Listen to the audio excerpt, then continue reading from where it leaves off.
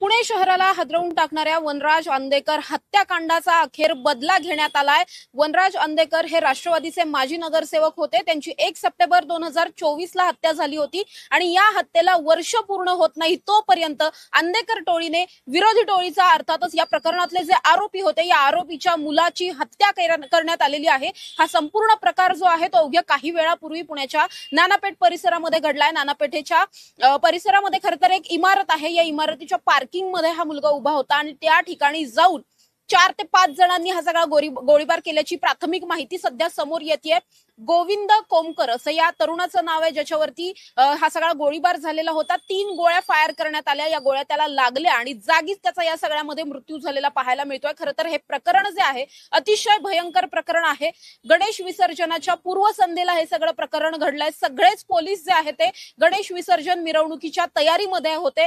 त्या सगळ्यामध्ये पोलिसांचं लक्ष वेधलेलं असताना कुठेतरी अशा पद्धतीने आता गँगवॉर भडकण्याची शक्यता पुणे शहरामध्ये पुन्हा एकदा निर्माण झालेली पाहायला मिळते। खरं तर हे जे वनराज अंदेकर होते हे राष्ट्रवादीचे माजी नगरसेवक होते, मात्र त्याचबरोबर बंडू अंदेकर म्हणजेच अंदेकर टोळीचे जे प्रमुख आहेत त्यांचा मुलगा होता वनराज अंदेकर आणि वनराज अंदेकर यांची कौटुंबिक वादातून आणि त्याचबरोबर इतर काही वादातून खरं तर हत्या झालेली होती। या सगळ्यामधला मुख्य आरोपी होता तो सोमनाथ गायकवाड होता। सोमनाथ गायकवाड हा आंबेगाव पठार परिसरामध्ये एक त्याची गायकवाड टोळी आहे, या टोळीचा तो म्होरक्या होता।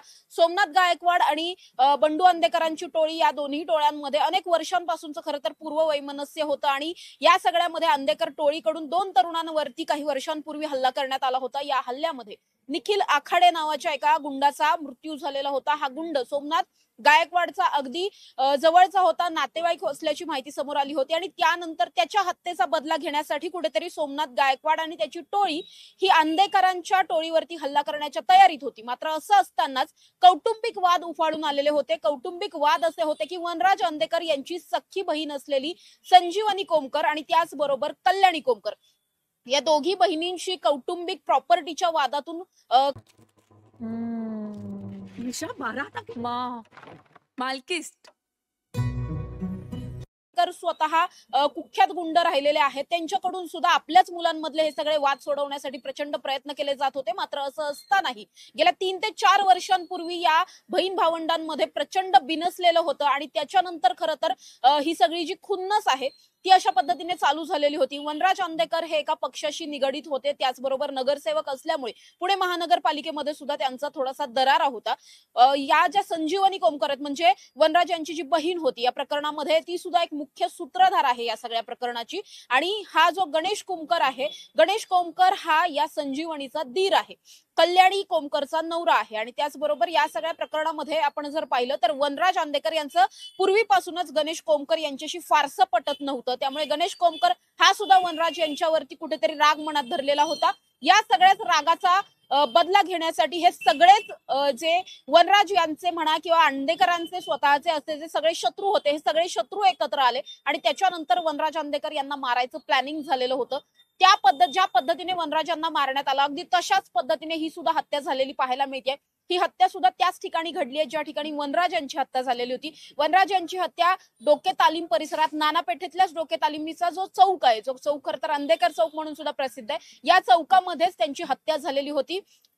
जेवण केल्याच्या नंतर भाऊ शिवराज बरोबर वनराज जे ते बाहेर थांबलेले होते। चौकात थांबलेले असताना 5 ते 7 तरुणांनी येऊन सहू बाजूंनी घेरलेलं होतं, फायरिंग करण्यात आलं, त्याचबरोबर कोयत्याने वार करण्यात आले। यामधून शिवराज जो आहे तो या सगळ्यातून शिवम अंदेकर जो आहे तो खरं तर या सगळ्यामधून वाचून पळाला आणि त्यामुळे तो खरं तर या सगळ्यामधून वाचला। मात्र वनराज हे पळता पळता पडले आणि त्यामुळेच ते या सगळ्याच गुन्हेगारांच्या हाती सापडले। त्यानंतर अर्थात त्यांच्यावरती निर्घृण वार करण्यात आले, गोळ्या झाडण्यात आल्या आणि त्या सगळ्यानंतर त्यांचा जागीच मृत्यू झालेला पाहायला मिळाला।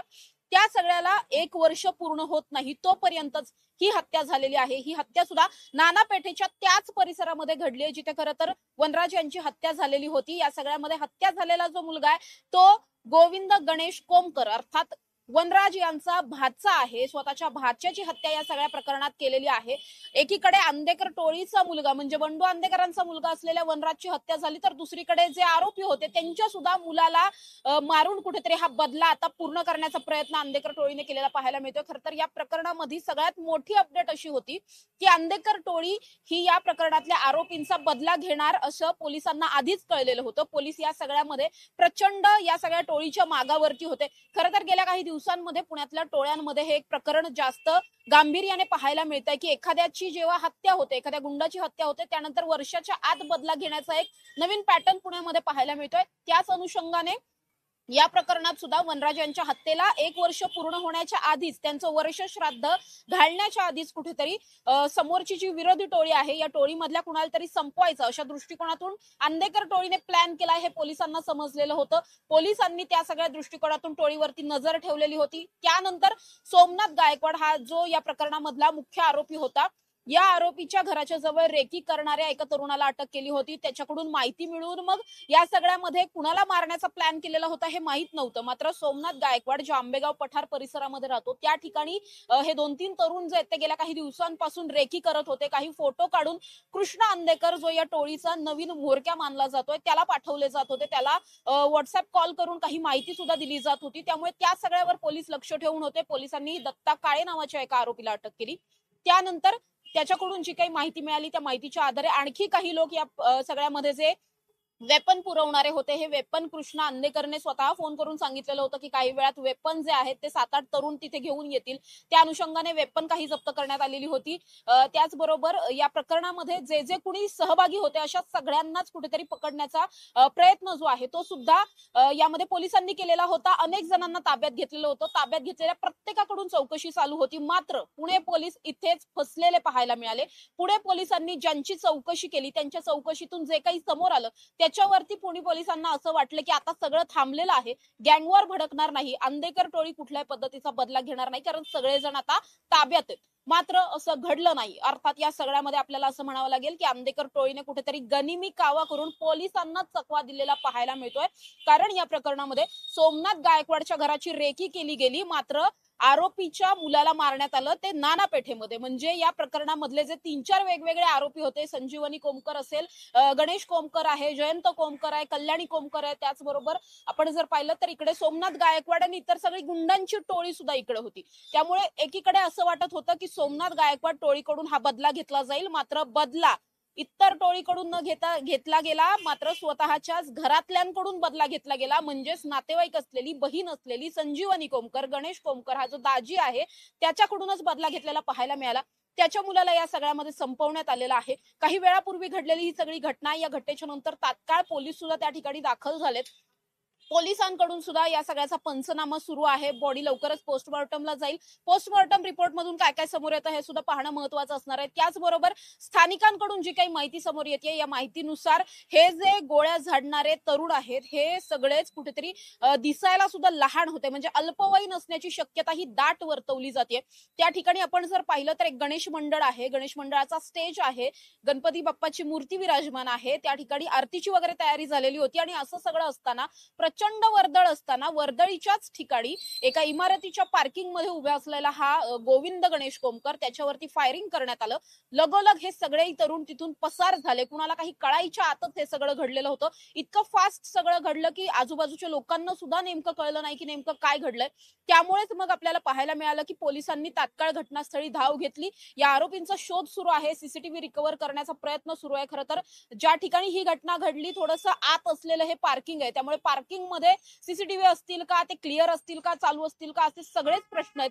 त्या सगळ्या दृष्टिकोनातून पोलिसांचा तपास सुरू असलेला पाहायला मिळतोय. मात्र यामध्ये सगळ्यात मोठा प्रश्न आता असा निर्माण होतोय की पुणे पोलिसांवरती प्रचंड मोठं असं प्रश्नचिन्ह निर्माण झालंय.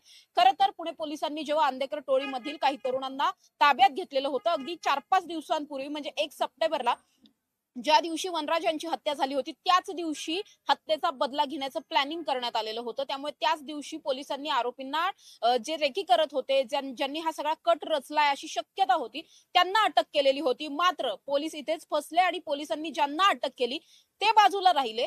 हा सगळा जो गेम आहे तो दुसऱ्याच कुणीतरी वाजवलेला पाहायला मिळाला आणि आता असं म्हणावं लागेल की पोलिसांच्या नाकावर टिचून 1 वर्षाच्या आत बदला घेण्यात आलेला आहे. खरं तर या सगळ्याच प्रकरणामध्ये टॉप न्यूज मराठीने जेव्हा कुख्यात गुंड बंडू आंदेकर यांच्याशी संपर्क केला, त्यांच्याशी बातचीत केलेली होती, त्यावेळी बंडू आंदेकर असं म्हटले होते की मी कुठल्याही पद्धतीने गँगवर भडकेल असं काहीही करणार नाही. मी स्वतः माझ्या टोळीतल्या सगळ्या तरुणांना असं आवाहन करतोय की वनराजचा खून झालेला असला तरी सुद्धा तुम्ही कुठल्याही पद्धतीने गँगवर भडकवू नका किंवा गुन्हेगारी आणखीन जास्त वाढवू नका, बदला घेण्याचा प्रयत्न करू नका, कारण मला माझ्या मुलाची ही जी काही केस आहे ती कायद्याच्या दृष्टिकोनातून लढायची आहे. जे जे या प्रकरणातले आरोपी आहेत या सगळ्याच आरोपींना कायदा शिक्षा करेल, कायद्यानेच माझ्या मुलाला न्याय मिळेल असं त्यांनी सांगितलेलं होतं. त्यामुळे कुठल्याही पद्धतीने गँगवर मी भडकू देणार नाही अशी जबाबदारी सुद्धा बंडू आंदेकर यांनी घेतलेली होती.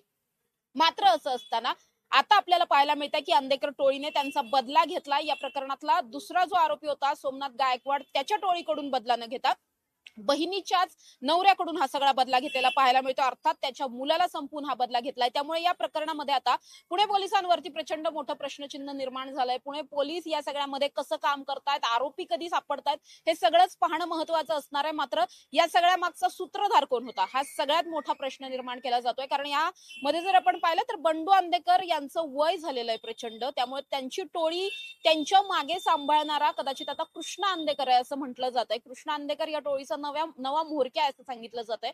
जो कट 1 सप्टेंबर रोजी रचण्यात आलेला होता, जो सोमनाथ गायकवाडच्या मुलासाठी रचण्याचं कुठेतरी शक्यता वर्तवली जात होती, त्या कटामध्ये सुद्धा कृष्णा आंदेकर हाच या कटाचा सूत्रधार असल्याचं बोललं जात होतं. आणि त्यानंतर जेव्हा आपला एक कट फसला, सोमनाथ गायकवाडच्या मुलाला अडकवण्याचा, मारण्याचा, त्याचा गेम करण्याचा कदाचित हा सगळा कट होता, तो कट जेव्हा फसला त्यानंतर लगोलग 3-4 दिवसांमध्ये या सगळ्या टोळीने पुन्हा एकदा नवीन कट रचला का आणि मग आपल्याच जवळ राहणाऱ्या बहिणीच्या मुलाला संपवलं का, हा सुद्धा खूप मोठा प्रश्न आहे खरं तर यामधला.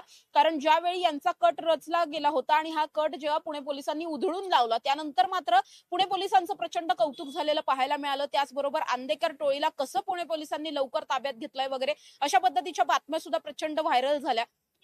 त्यानंतर कुठेतरी आता असं पाहायला मिळतंय कदाचित आंदेकर टोळीने हे सगळं इगोवर घेतलंय आणि त्यानंतर आणखीन या 3-4 दिवसांमध्ये म्हणजे आपण जर आता पाहिलं तर आज 5 तारीख आहे, म्हणजे अवघ्या 4 दिवसांमध्ये या सगळ्यामध्ये पुन्हा एकदा कट रचण्यात येऊन मग या गणेश कोमकरच्या मुलाला मारण्यात आलं का, हा एक प्रश्न निर्माण होतोय. की मग हा जो काही पहिला रचलेला कट होता हाच मुळात गणेश कोमकरच्या मुलासाठी होता आणि पोलिसांना चकवा देण्यासाठी सोमनाथ गायकवाडच्या मुलाचा कट रचलाय असं दाखवलं गेलं की काय, किंवा मग सोमनाथ गायकवाडच्या टोळीमधल्या कुणाला तरी मारण्याचा कट रचला गेलाय असं दाखवलं गेलंय की काय, असे सगळेच प्रश्न या सगळ्यामध्ये उपस्थित होतात. अर्थात पुणे पोलिसांकडून या सगळ्याच प्रश्नांची उत्तरं मिळणार आहेत, ती लवकरच मिळतील अशी अपेक्षा करणं गरजेचं आहे. कारण आपण जर पाहिलं तर उद्याच गणेश विसर्जन आहे. गणेश विसर्जनासाठी हजारो पोलिसांचा बंदोबस्त संपूर्ण पुणे शहरामध्ये तैनात आहे. असं असताना सुद्धा वर्दळीच्या ठिकाणी तिन्ही सांजेला अशा पद्धतीची घटना घडली.